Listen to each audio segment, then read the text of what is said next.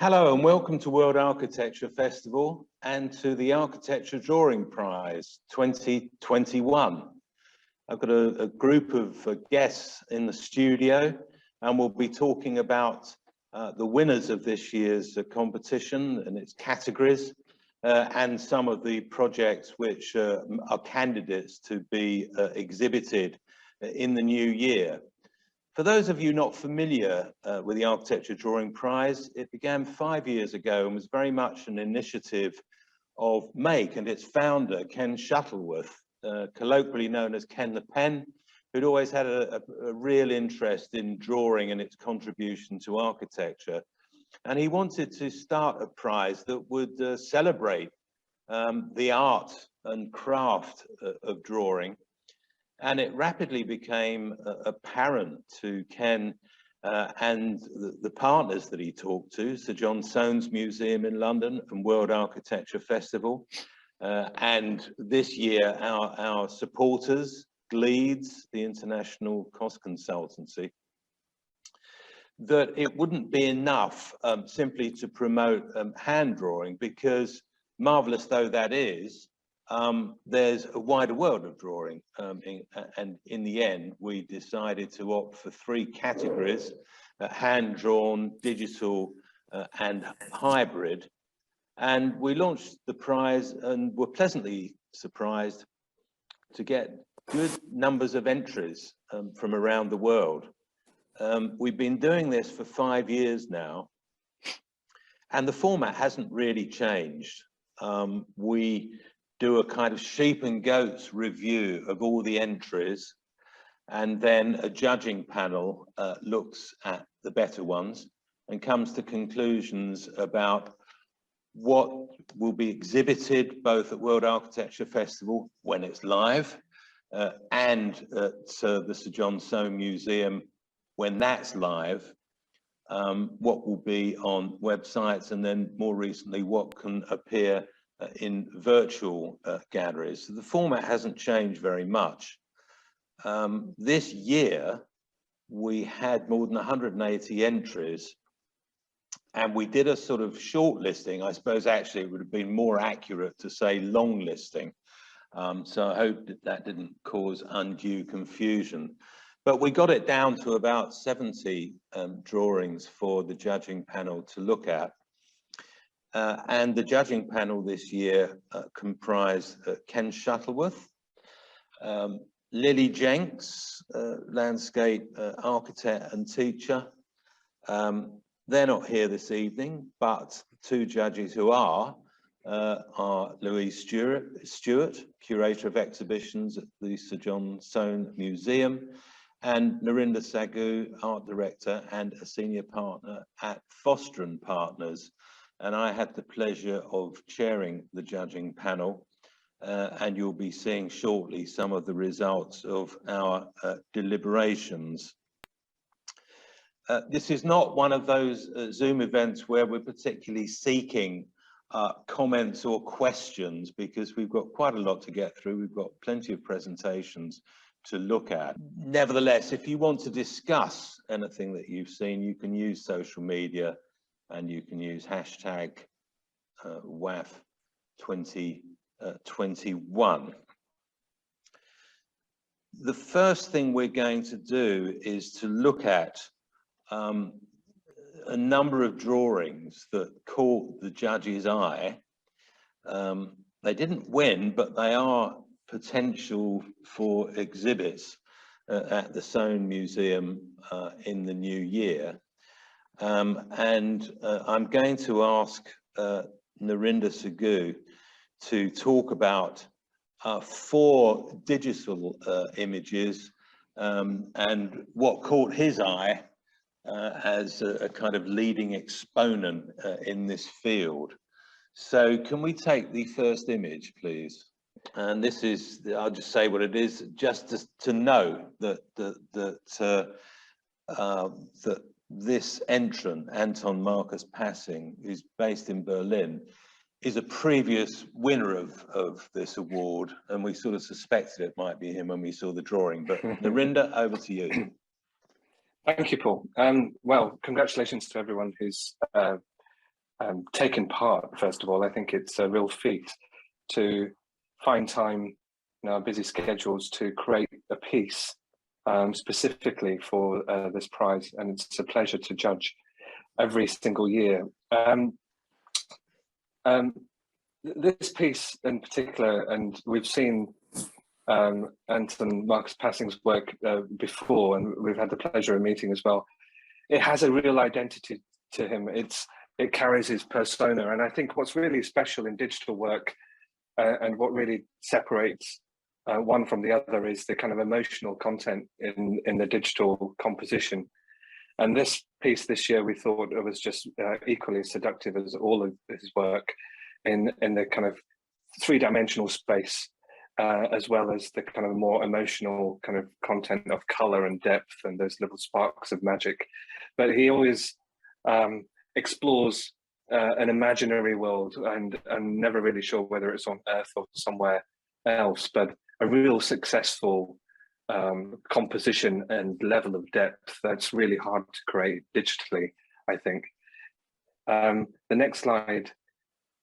Again, I think another asset of excellence in digital drawing is creating something where you can't really tell whether it's digital or not. And this piece, Outlines of a Nuclear Geography by Sabina Blasiotti, shows exactly that. It's showing really a masterful assemblage of information, almost something that you would find in an encyclopedia of 40, 50 years ago that has immense amount of information, and you keep on wanting to look at it for that information. But overall, when you zoom out like this, I think what's really special is that seductive color and composition on the page. And we all know how difficult it is to make information look beautiful. And I think this one does it incredibly well. Next one, please, Libby. Thank you.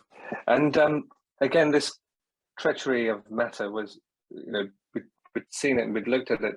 The difficult thing with digital judging and looking at digital work, I guess the good thing is when we look at hand drawings, digital and hybrid, we're looking at them on the same platform, on the same screen, so they're being judged equally. And as we'll find out, you know, we'll soon find out what size these are. But this drawing really caught our eye in its kind of Escher-like three-dimensional quality, but it also architecturally describes almost the building process of this assemblage, from the kind of raw framework of rebars to the kind of finished form below.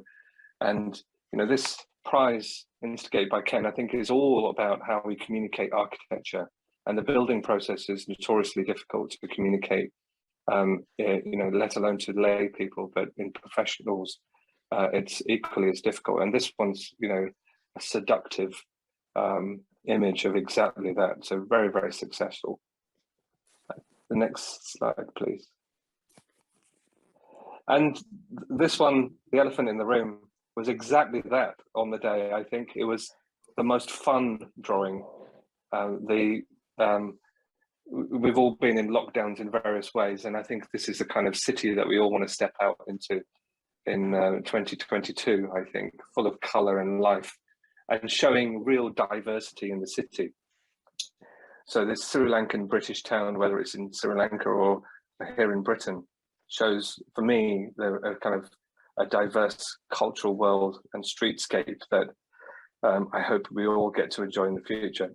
But a beautiful digital assemblage of, again, information, lots and lots of information made look really simple and easy on the eye. I would certainly have this on my wall at home if I could. Beautiful piece of art. Narinder, thank you very much for that. Yeah. I think that's it on the digital. That's all of them. Absolutely fantastic.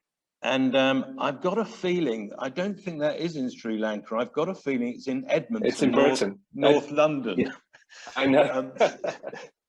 So I'm going to ask Louise Stewart now to go through the hand-drawn and the hybrid potentials for exhibition at the Soane Museum. So if we can go to hand-drawn, it's the first one is tree houses without trees. Louise, over to you. Thank you very much. So this is a very beautiful drawing, I think, was the thing that struck all the judges. You've got this sense of solid form, but the forms almost seem to float in space. So there's this lovely dichotomy of weight and weightlessness. And I think this is just a very successful composition. There's a lovely lightness of touch, really luminous color, and this slightly misty, mysterious background that everything recedes into. So we thought that this was just aesthetically a very successful piece. And if we can move on to the next one. The next one, oddly enough, also has tree in the title. It's Memories of the Last Tree by Olivia O'Callaghan from UCL. Which is an incredibly intricate piece. Here we are. And this is one which, the lovely thing about the Architecture Drawing Prize is that it's always surprising, and the variety of entries is so very wide. And so this one has a whole narrative attached to it in which this is the last tree on earth and we experience the sort of internal life of the tree. This is a really complex image. It's hand drawn, so this is graphite.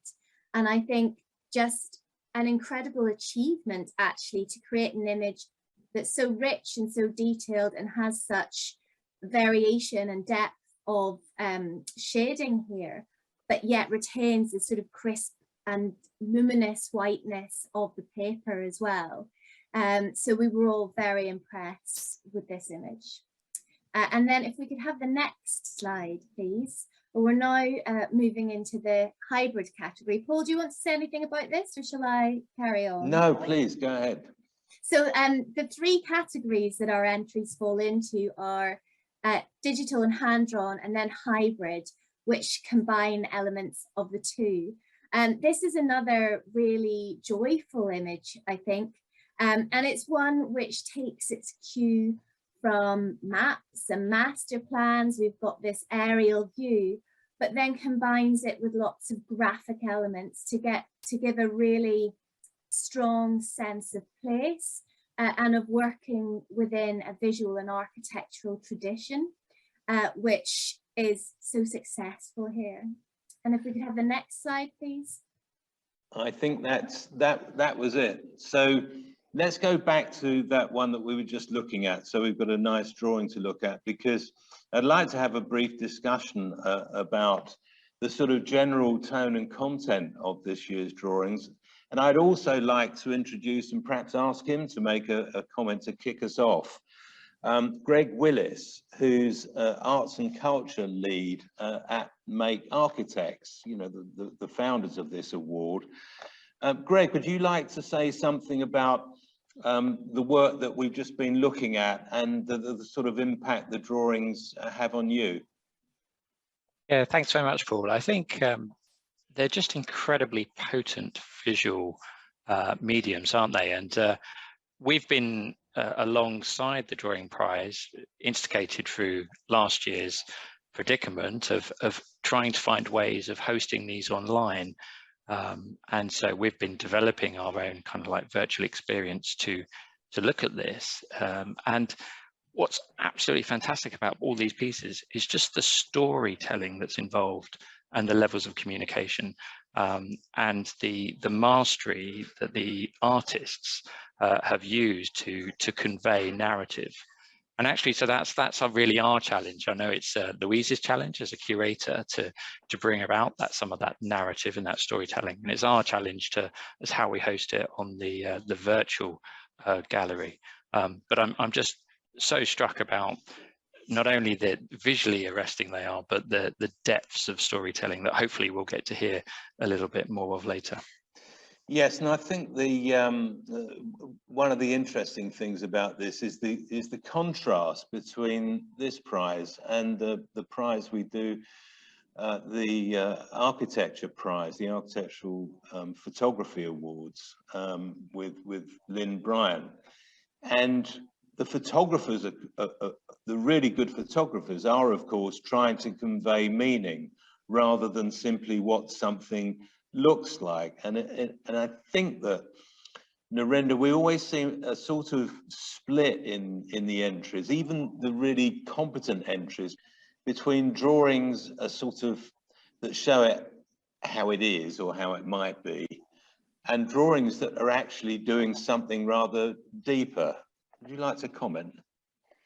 Yeah, I mean, I've always thought, drawing is a language, and it has all sorts of different speeds and depth and content. It could be very, very quick to the point, or it can have, like this drawing ahead of us, have an incredible amount of depth, and like Greg said, immense storytelling. Sometimes I think, the reality of three-dimensional renderings and visuals we see in the industry can have neither. You can try to say everything but say nothing at all, and so storytelling is incredibly important. And then you have a drawing like this, which tells you everything, but in terms of the assemblage and composition, it draws the eye from foreground, midground through to the smaller parts, and allows you. So in that sense, it's a deeper conversation. So really, I mean, the trick really with digital production is knowing when to stop, because your canvas is endless. With a hand drawing or a sketch, you can always control the amount you say by the size of your paper or the thickness of your pen. And with a digital canvas, it's zooming in and out. And what I always find wonderful about this prize is how many collaborations we see between people, because a digital canvas is then, again, notoriously difficult to share that canvas and share ideas and see the edges of the paper and see where the other person is. Yes, thank you. I just, sorry to interrupt, I was just going to ask Louise whether, when you're assembling a whole series of drawings for exhibition, do you actually find that you yourself have a kind of narrative idea about the experience of the visitor and what you place where? Is this another overlay of narrative? Absolutely. I think storytelling is absolutely key to exhibition making. And you want the viewer, whether they or the visitor, whether they are aware of it or not, to feel that they are sort of guided through something that first of all makes sense, and where we want to help people to make connections between different works, to compare them. But there may even be an overarching argument, or there may be smaller points that we want to make about, for example, themes that are being addressed, current concerns in architectural drawing. So absolutely, that sense of storytelling is really fundamental.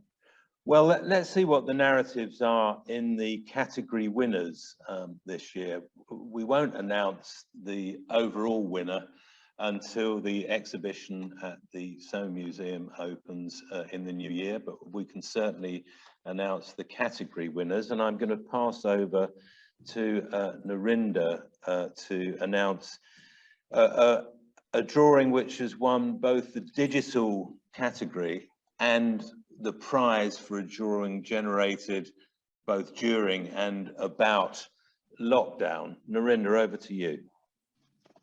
I mean, this drawing I absolutely love. I think it kind of breaks those boundaries of the normal composition, and again, to reiterate the kind of power of storytelling. It wins both prizes because it does the former, the digital subject within the piece is so complex but yet so clever, in that it tells all the stories about the project at different scales, in different places, with different hierarchy. And then it wins the lockdown prize because of its sheer kind of wit, set within one space, telling all these different stories, beautifully done, digitally, beautifully rendered and composed, and something that I think we haven't seen before. So it's a great pleasure in announcing the winner of, as Paul says, the digital and the Lockdown Prize as Sites of Flux, Roaming Giant by Zach Higson. Amazing, thank you. Congratulations, Zach. Thank you very much. Thank you. Do you want me to jump in with my storytelling? Yes, please do. Amazing. Okay, brilliant. So I think before I talk to you about the drawing specifically, I think it's really important to understand sort of the wider journey that I embarked on. So my drawings and the project Sites of Flux really stands as this investigation into the relationship between the Orthodox studio and the site, and more fundamentally how we sort of bridged the gap between the two. So just discuss sort of the background a little bit. So the actual chosen site was an abandoned sand quarry located in the South Downs, and what was really interesting about the quarry was that the owners of that quarry only could keep that ownership if they sort of came in and moved sand around and material around approximately every 3 to 6 months, which created this really amazing dislocation each time you visited, something that was really compelling to me. And right from the get-go, I really wanted to sort of have an ambition to create an architecture that legitimizes the site as a state of playfulness and this motion and flux. Let's go to the next slide, please. So sort of beginning with like physical research, I created a device that I could take down to site and begin to sort of document the existing conditions. Now, the device itself sort of contained a weighted restriction mechanism that sought to sort of anchor myself into this constant level of presence within the drawing to really and sort of try and understand the site as it's an existing standing. However, obviously, as we all know, the second lockdown here and my desires and my sort of thought processes changed, and it was really about how I could bring that site, how I could bring the quarry to the confines of my bedroom, how I could bring that exterior world to the confines of my room. So to the next slide, please. So what I began to do was to formulate a simulation of the site within the room. So beginning with sort of physical objects found within the room that could act as like proxies for the site. And really one of the key characteristics or the key components within the simulated world within my bedroom was the bed. And what was really amazing about it was able to transcend multiple scales and terrains, and it really provided a fertile environment for me, which I could begin to play out sort of architectural decisions and design actions and scenes. And really this was sort of the moment where a second site of flux emerged, one between the infrastructure of the bedroom and the world that I was trying to curate within it. So if you just go to the next slide, please. So the simulation, as I mentioned, took many states and forms, sort of utilizing scans, photogrammetries, dioramas, 3D software, hand sketches, etc. And I really began by sort of constructing these dioramas together with a set scale sandbox in which I could play out almost like a drawing key, if you like, begin to play out these sort of scenes. And it was at this point I started beginning to experiment with kit bashing, so whereby die-cast models are dissected, reconstructed to form new components that attempt to sort of gesture towards this industrial architectural typology. And again, with limited resources, kit bashing was a really nice way in which, you know, I could begin to sort of quickly explore and develop an architectural language. So if you go to the next slide, please. Yes, so from these ongoing studies and a series of architectures begin to emerge that aim to sort of symbolize this developing industrial language. These vehicles, as I like to call them, aim to sort of discuss a potential output in relation to the flux of material and the flux of the program of the potential site. And some examples here, so the vehicle pod on the far right exists to navigate the site, creating new terrains, but also for the ferrying of other components such as changing room stalls or the deployable fragments, or the lifeguard tower, for instance, taken from a cherry picker, all sort of digitally kit bashed. And then to the left, nicknamed the Roaming Giant, was really the heart of this new world, and it existed off the basis of a NASA crawler transporter, and its function is to simultaneously deploy new architectures from its loading bay, but also create the new terrain around itself. So if you just move on to the final images, please. So this was really the first sort of scene or stage set that I created within this three-dimensional world within my room.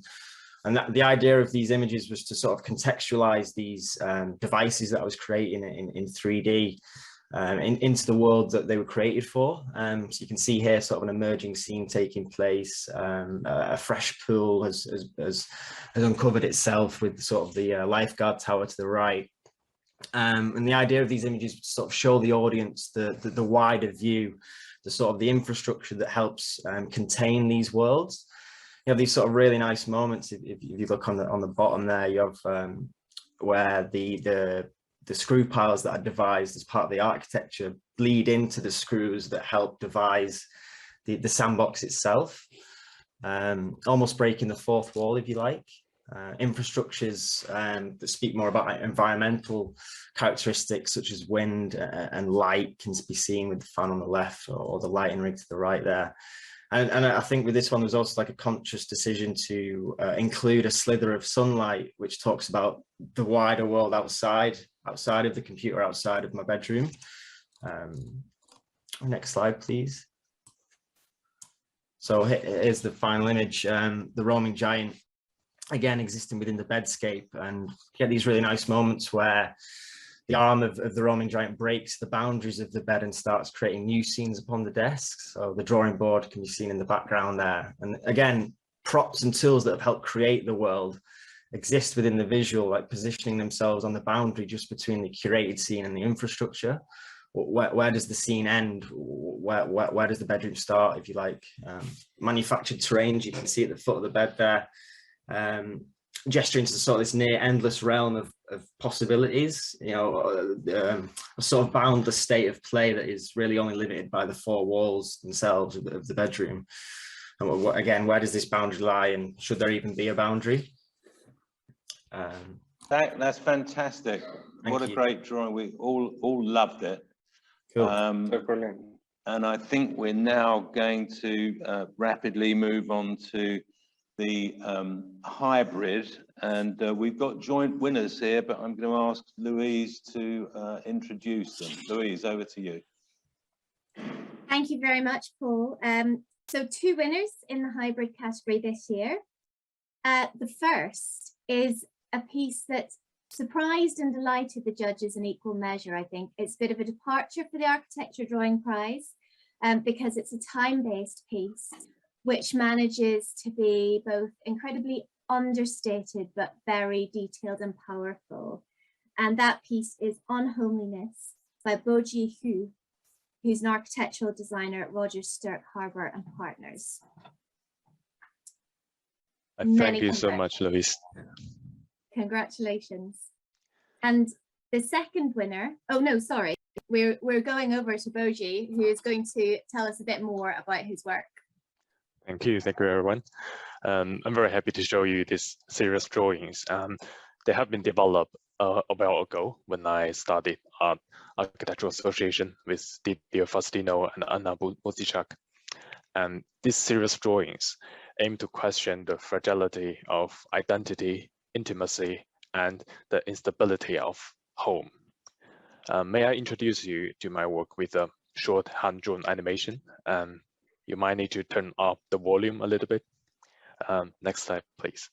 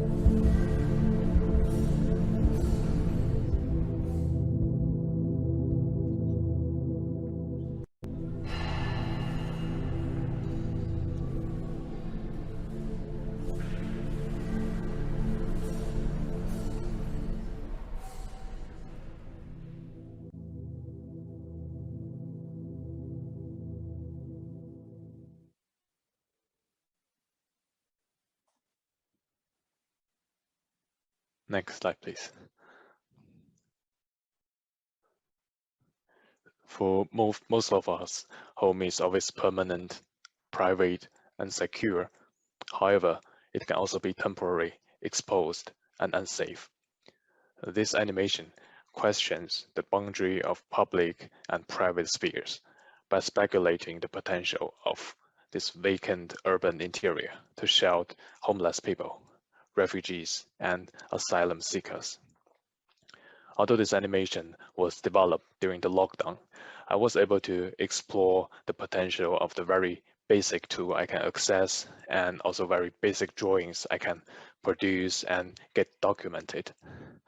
So with the combination of hand drawings and sound, I was able to explore the expression of and transformation of time and space.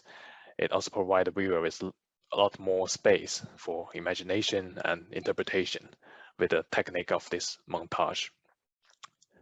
Next, please. So in fact, drawings have been used as an exploratory tool since the early stage of the project. Ink drawing here were used to investigate the potential of an urban section. Commonly, technical drawings and 3D models may bring out more restrictions to the possibilities of projects. And in contrast, space and narration could actually always be unfolded during the process of hand drawings without necessary planning. Next, please. Redeveloped based on previous hand-drawn images. Next. These digital renders are aiming to explain the design realistically and to explore the possibilities within existing context. Next.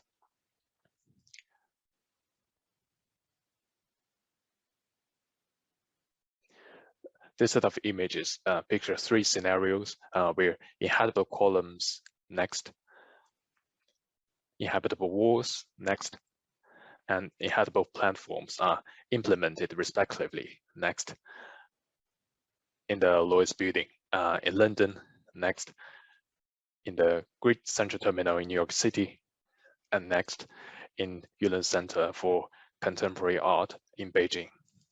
Next, the last slide.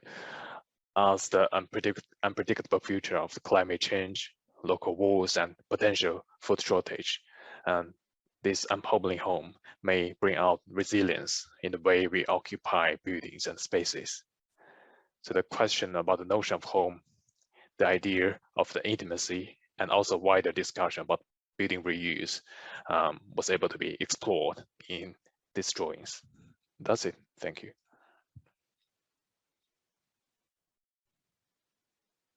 Marvelous work. And over to you, Louise, again to introduce the joint winner of the hybrid category. Thanks again, Paul. So the joint winner of the hybrid category is for a piece that we just thought was incredibly beautiful. It's complex. It does refer to a larger project, but I think the judges were just taken aback by the aesthetic qualities of this work in particular. It is Flood Responsive Landscape Performance by Daphne Philippa, who's a student at the Bartlett School of Architecture. Daphne, over to you. Hello, everyone, and thank you very much for this incredible opportunity. I'm deeply honored for receiving this award, and I'm also extremely excited to share with you some of the background narrative and the thoughts I had to not only conceive, but also to assemble this piece. So before we start with the slideshow, the drawing itself was created as part of a wider project for which I was extremely passionate about at the Bartlett MLA Studio One. And it deals with climate emergency as experienced through unpredicted storm and tidal surges in the urban environment. I'm sure you remember it was only 2 months ago when the state of emergency was declared in New York City after deadly flash flooding occurred both above and below the ground because of the tropical hurricane named Ida. So in order to actively respond to such incidents, the narrative aims to reveal the great potential that the deep ground has as this multi-scale territory that exists under the continuous influence of fluctuating ecosystem dynamics. So as you can see in the map, to frame the operational context, The project is located in London, in which the site of Victoria Tower Gardens at Westminster was chosen to investigate this transformation into this flood responsive landscape using the ground and London's hidden rivers as its main operational agents. As you know, London is naturally connected to the North Sea through the Thames Barrier, but the design sort of projects further into the event where the barrier is overwhelmed and not in place to regulate the rising water levels. In the next slide, the master plan, as you can see in the master plan, the project aims to move between a very speculative reality of the hidden landscape performances and this very tangible operation of a tidal park, which adapts itself to accommodate both the human and non-human experience throughout the site. In the following slide, I have included some of the digital sectional simulations, which examine how I imagine that the ground strata can be adapted to phase, absorb, and redirect incoming hydrological overflows into the deep ground. In terms of what they propose, both the design and the project are extremely provocative. They deal with these questions of how can we modify all these highly engineered, sealed, and also non-permeable systems of dense urban centers, as for instance in London, to respond to climatic emergency and especially to urban flooding. And if we go to the next slide, I mentioned before that the project flows between this hybrid reality of the speculative and tangible, and accordingly, all the produced images and drawings are following this exact same principle. I chose to use several physical casted prototypes with a smaller scale of 50 centimeters height to represent the deep ground and the potential creation of landscape membranes, which would be injected into the strata to absorb all the incoming hydrological overflows. So in order to test the performance of these membranes, in the following slide, there is a video. And I introduced a tectonic which is based on emerging polymer-based materiality. So the actual operation of these mechanisms was tested on a smaller scale with physical models to examine how these membranes would respond to water intrusion and immediately envelope the already existing underground infrastructure to protect it from flooding. And in a way, if we go to the next slide, all these experiments, which are representing the rational aspect of the project, joined together with these highly speculative and digital simulations to produce a series of hybrid drawings, which then provoke this blended existence of the landscape performance. And in the final slide, you can see the casted physical model, the material tectonic, and the digital simulation, which are all stitched together into this one drawing, which for me also represents this incredible potential of hybrid drawing itself as a method to provoke, inform, and to communicate the power of the architectural imaginary. On a closing note, I strongly believe that architectural drawing is one of the few disciplines that have this ability to fuse the dimensions of the rational and the tangible with the speculative and the fictional to produce uses, programs, and landscapes that are urgent, immediate, or even maybe uses that haven't been yet conceived. So thank you very much again. It's an honor. Thank you very much, Daphne. A marvelous piece that provoked much discussion. And I think your point that the combination of, let's say, a technical aesthetic with pure, combined with pure imagination, gives you something that is very difficult for other disciplines to emulate. You can't exactly say it's a design. There isn't a client, there isn't a formal program, and there isn't a budget. But on the other hand, what there is life and creativity and spirit, and we very much admired that. I'm going to introduce the winner of the hand-drawn. I mean, Ken Shuttle was away, so he couldn't do it. So I'll be brief. We were talking about narrative earlier, and the hand-drawn winner has sort of narrative running all through it like a kind of golden thread. The drawing is about life in Addis Ababa, and I'm delighted to say that the winner is Antonio Pauletti, who's an architect at Meccano. So Antonio, many congratulations, and tell us about your marvelous piece. Yes.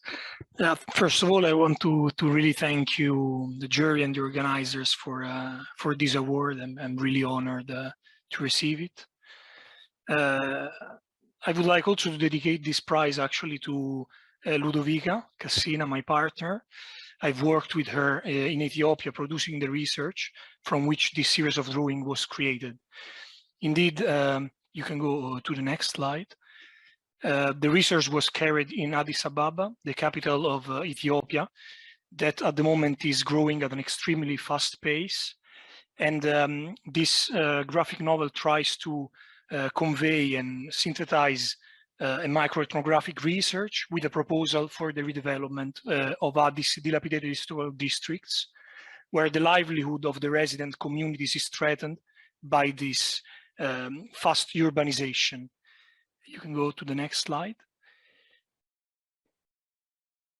So when facing this very complex urban condition, it was very important for me to use drawing as a means to record each and every encounter with the city dwellers. And I think that to a certain extent, this idea of storytelling made me also approach the site, going also beyond traditional architectural drawing that generally characterizes temporal representations. And in this way, next slide, please. I think that with the lenses of a storyteller, I think I try to delineate places where events unfold, characters move and dream, because I think that architecture too, as literature, has the responsibility and the goal to imagine places and somehow spatio-temporal narratives. You can go to the next slide. I think that such a literary gaze made me investigate Addis Ababa's dwelling culture as a storyteller, looking for anecdotes. And I think also Fernand Braudel, historian, would say that anecdotes are often enough to set up a signal that points out to a whole way of life. For example, in these images here, you can see ordinary scenes of everyday life, portraying the condition of a neighborhood where families are collecting water every morning at dawn, or even sometimes at night from public wells. And often these water sources do not even work, and people do not have access to clean water for weeks.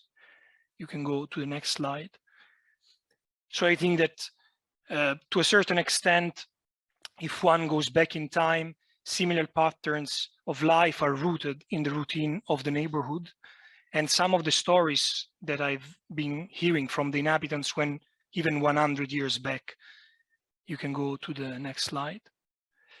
And studying historical accounts and also observing images from the archive, I tried to really decode this complex reality made of human and also material narratives. And you can see, for example, in the image on the right, how huts and smaller houses often are clustered around main buildings, creating courtyard and community spaces almost as accidental places. And I think that such a pattern is not that dissimilar if one looks at the neighborhoods today. You can go to the next slide. And I think this idea of a changing culture through time, it's something that one can only convey indeed by looking at storytelling and analyzing changes also in culture. For example, I think these images are quite nice because you can see that in the first ones, there were electrical poles, cars, but also a guy with a horse inside a pharmacy. And I think this kind of coexistence of different speeds of transformation is something that with the fast transformation of the city is difficult to find a way to make it coexist. You can go to the next one. And similar heritage structure, I think that could be also reimagined, as you see on the right, as places that can usher for a new sense of community. Restaurants could serve meals in the courtyard, craftsmen could sell special items, and people could enjoy this kind of unique urban heritage. And in such a way, maybe we can reconstruct also the historical narrative of the city, reinforcing its identity. You can go to the next one. Ultimately, I think that such a method of reconfiguring the spatial and cultural narrative supported me from the scale of the dwelling until the scale of the reconfiguration of the entire new district. You can go to the next one. And somehow I think that it became part of my memory, spending months and months recording ordinary stories, street profiles, vernacular building techniques, and so many other details, that in such a way I was able to incorporate them in my proposal for an alternative redevelopment of the neighborhood. You can go to the last slide. And I think that in such a way I was able to consider the situation in which we have clearly reached a point in these urban settings in which a radical intervention is needed to cope with such a fast pace of development. Yet I think that there are two ways to do this. And one, it could be to sweep away this reality. And the other one could be really to try and learn from how this kind of informal city came about, map it, understand how also the extension of inhabitants and the spatial agency of a dweller can become something that we can incorporate to propose an alternative in continuity with the past that does not harm the livelihood of the community, but also that proposes something that looks at the future. Thank you very much for your attention and again for this award. Antonio, thank you very much for that. What a rich mix we've been able to enjoy now, and the judges enjoyed on the day when we were looking at everything. I'd like to get a very quick comment from Louise and Narinda about what, in a way, the richness that the presentations have added to the drawings that we were looking at. And then for the final part of this virtual event, we're going to look at some plans to celebrate 5 years of the prize with Greg. Louise, any final thoughts? Only to say that we judge on the day based purely on the quality of the drawings that we see, on how well executed they are, on their aesthetic qualities, on their relationship to architecture, their ambition. But actually what is really telling is the ones that are selected, once we hear from the shortlisted entrants, you get a sense of actually how conceptually rich they are and the huge amount of work and thought that goes into those successful drawings before we see them. And I think without exception, those really successful drawings, the ambitious ones, are the ones that people have put the time, the thought into. And again, it comes back to that idea of narrative and conceptual richness. Thank you. And Narendra, I don't think we've ever been disappointed. I always find the presentation sort of enhance what we felt was great work to begin with. Yeah, I mean, I'd just like to say, I mean, to just reiterate what Louise says, we judge by one drawing on the screen. And I kind of feel truly humbled today by having the pleasure of hearing more about that drawing. And it's just, you know, we've just seen a fraction of an entire project. But as they always say, you know, you're always judged by your worst drawing. And in the presentations we've seen, there's not a single bad drawing. It's been wonderful to see the thought process and the calculus behind each one of the narratives.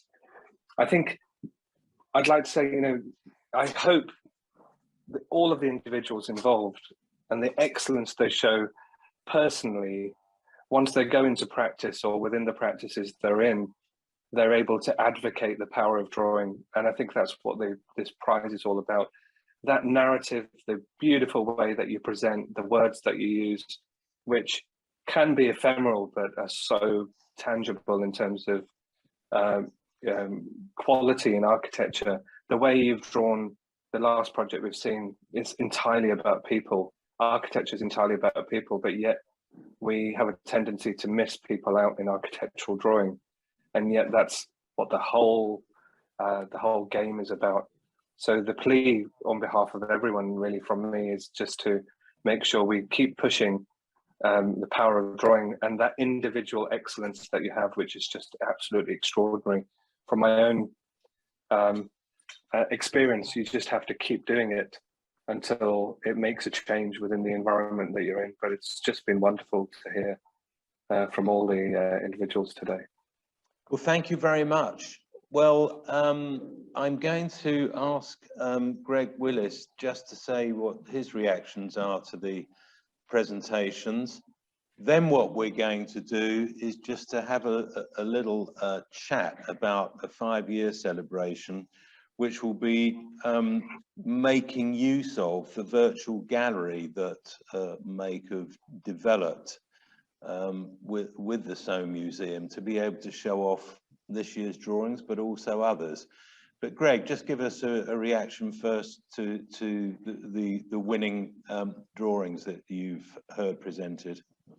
Yeah, they're absolutely stunning, and I think not only are they beautiful, but what struck me from all of the things that we were hearing was just the level of investigation and exploration that was involved in all of those pieces of work. And I was just struck that in a world where so much is being closed down, physically and politically and culturally, it's that spirit of investigation and exploration through drawing, which Narinder was alluding to as well, is just increasingly more vital. So I hope everybody's enjoyed it and everybody's inspired as well to pick up their pencils or their mouses or whatever and join this really, really important work. Thank you very much. Well, I think let's start playing the video, which I think kind of starts to explain what's going on with this virtual gallery. But Greg, guide us through it, and Louise, chip in as appropriate. I'll leave you two to have a conversation. Yeah, no, it's great. Well, what we've done is we've opened up our vault of contemporary art, and we've located it outside the actual physicality of the Soane in Lincoln's Inn Fields. And from tonight, we'll be opening up one of the galleries, which will have all of the finalists and the winning submissions to have a look around. But then from next week, we're going to open up the other remaining 11 galleries with a retrospective that's been curated by Louise at the Soane. And I think it's what's amazing is that this isn't just a trip down memory lane. This is actually a really important body of work. Louise has arranged these around a series of themes and written a wonderful piece for us that looks at some of these thematic studies. Louise, perhaps you would just like to say some things on the themes themselves.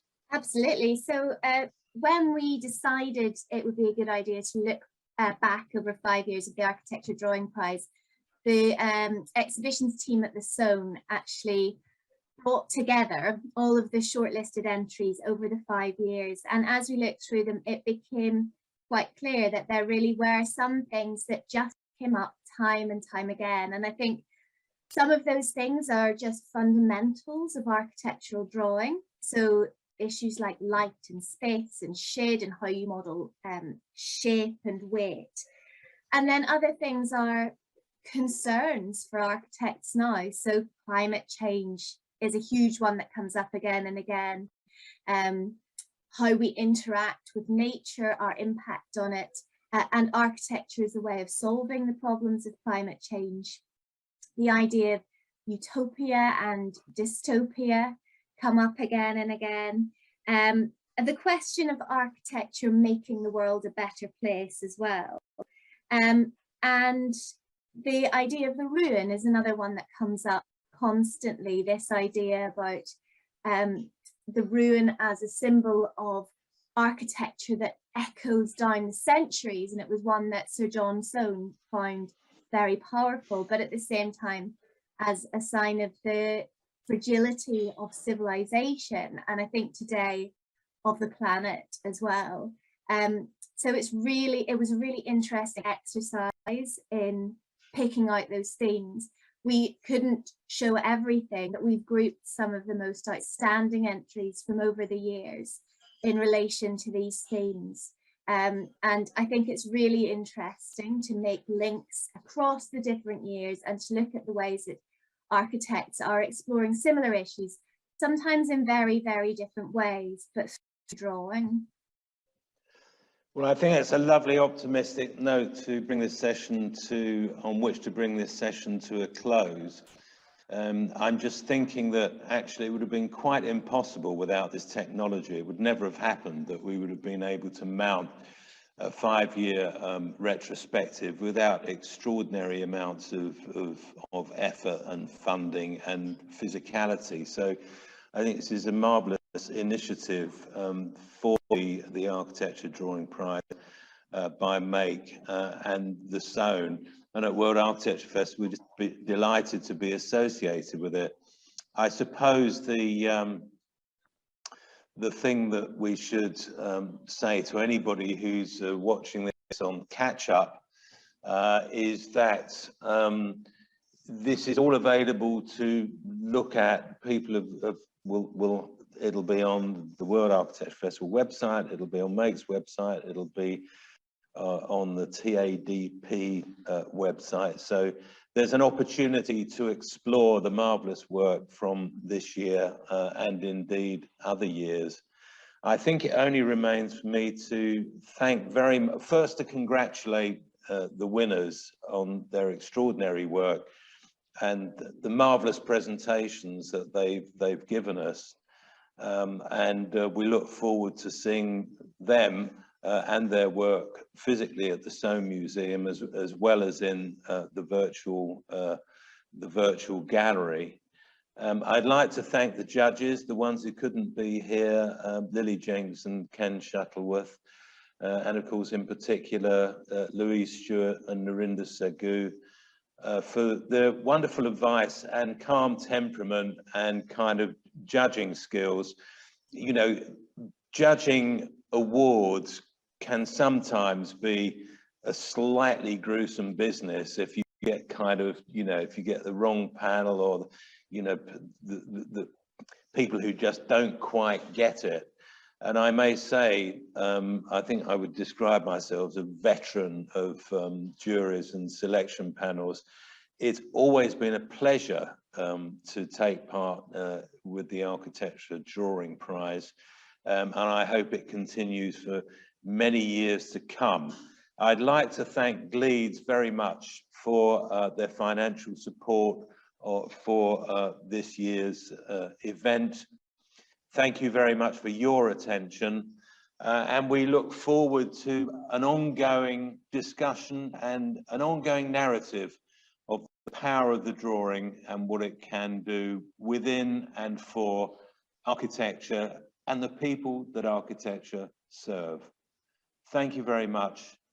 And from London, good evening.